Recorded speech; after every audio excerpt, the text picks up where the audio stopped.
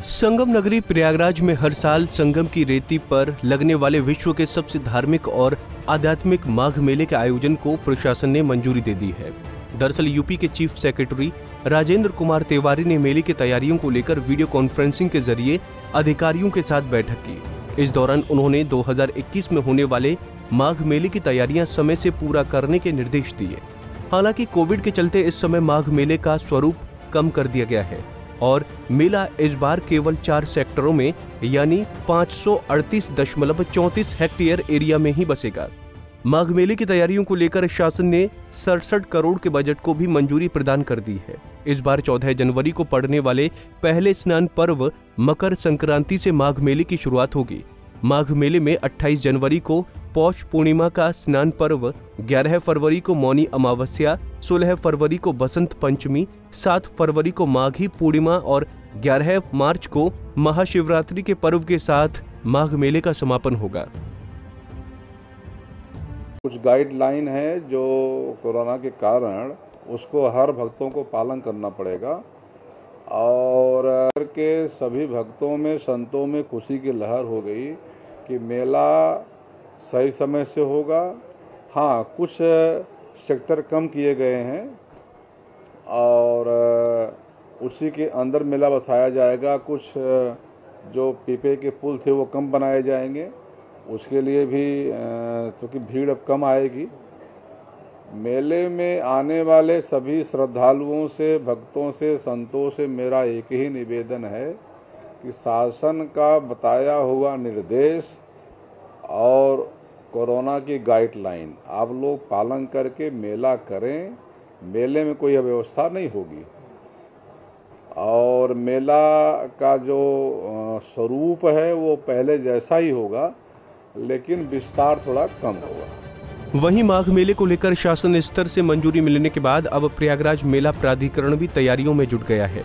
मेले में लोक निर्माण विभाग द्वारा 3 pontoon bridge, chequered plate pathway, signage का कार्य कराया जाएगा, जबकि जल निगम पेयजल और ड्रेनेज का काम करेगा।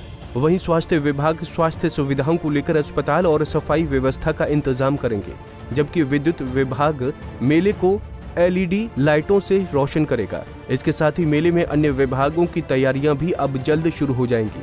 साथ ही शासन ने समीक्षा बैठक में तैयारियों को लेकर स्वीकृतियों पर जल्द से जल्द विभागों से कार्य योजना भी मांगी है। देखिए, हमें तो बहुत ज़्यादा खुशी है और हमारे ख्याल से भारत वासियों को भी बहुत ज़्यादा खुशी होगी, क्योंकि अभी तक जो ये कोरोना जो है, कोविड-19 जो है, पूरे त्योहारों को और धार्मिक चीज़ों पर प्रभाव बहुत ज़्यादा डाला था और उसके वजह से यहाँ की जो गरीब लोग थे या फिर यहाँ के जो नाविक समाज थे या फिर पंडा समाज थे, इन लोगों का जो रोजी रोटी भी कोविड ने छीना था और उनसे उनके जो परिवार चलाने में उनको प्रॉब्लम होती थी। अब क्या है, जब ये मेला लगेगा तो उससे ये फ़ायदा होगा कि उनको रोज़गार मिलेगा और उनका परिवार भी खुशहाल होगा और वो भी खुश होंगे। और क्या है कि गवर्नमेंट ने जो है ये जो फैसला लिया बहुत अच्छा लिया है, क्योंकि इन्होंने फैसले में ये लिया है कि कोविड-19 को देखते हुए जो सेक्टरें हैं उसको थोड़ा सा दूर कर और कम कर मतलब उसको जो है मेले को संपन्न कराएंगे। ये बहुत ही खुशी का जो है बात है। देश दुनिया के सबसे बड़े धार्मिक मेले माघ मेले की शुरुआत जनवरी से होगी और इस बार माघ मेला का बदला हुआ स्वरूप नजर आएगा। हालांकि सरकार ने माघ मेले के लिए गाइडलाइन जारी कर दी है कि इस बार माघ मेला होगा। ऐसे में हम मौजूद हैं संगम तट के किनारे। हम सबसे पहले आपको तस्वीर दिखाना चाहते हैं कि ये वही वो जगह है जहां पर देश दुनिया का सबसे बड़ा धार्मिक मेला लगता है। आप देख सकते हैं संगम की रेती किनारे यहाँ पर बसता है मेला। हालांकि अभी बैठकों का दौर जारी है और सरकार ने ये साफ कह दिया है कि इस बार माघ मेला होगा, लेकिन माघ मेला का जो स्वरूप होगा वो थोड़ा सा कम होगा।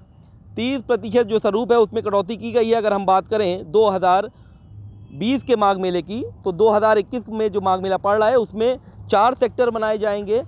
साथ ही साथ 500 से 550 हेक्टेयर में ये पूरा मेला जो है वो यहाँ पर बसेगा। पाटून पुल की अगर बात करें तो 5 पाटून पुल हमेशा बनाए जाते थे, लेकिन इस बार कोविड के चलते 3 पाटून पुल बनाए जा रहे हैं। ऐसे में स्थानीय लोगों में काफ़ी खुशी की लहर है, साधु संतों में खुशी की लहर है और सभी को बस अब इंतज़ार है तो माघ मेले का। ऐसे में हम ये कह सकते हैं कि इस बार का माघ मेला बदला हुआ नजर आएगा और माघ मेले में जितने भी श्रद्धालु आएंगे वो चेहरे पर मास्क लगाकर आएंगे और यहाँ पर आस्था की डुबकी लगाएंगे। वीडियो जर्नलिस्ट अंकित उपाध्याय के साथ सैयद आकिब रज़ा, पंजाब केसरी टीवी, प्रयागराज।